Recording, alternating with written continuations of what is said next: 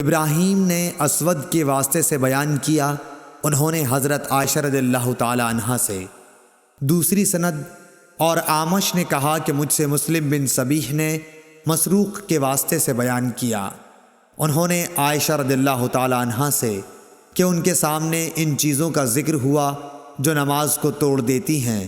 یعنی کتا، گدھا اور عورت۔ اس پر حضرت عائشہ رضی اللہ تعالی عنہا نے فرمایا کہ تم لوگوں نے ہمیں گدھوں اور کتوں کے برابر کر دیا،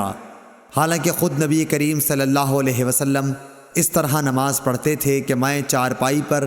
آپ کے اور قبلے کے بیچ میں لیٹی رہتی تھی، مجھے کوئی ضرورت پیش آتی اور چونکہ یہ بات پسند نہ تھی کہ آپ کے سامنے جب کہ آپ نماز پڑھ رہے ہوں بیٹھوں اور اس طرح آپ کو تکلیف ہو، اس لیے میں آپ کے پاؤں کی طرف سے خاموشی کے ساتھ نکل جاتی تھی۔ صحیح بخاری حدیث نمبر 514۔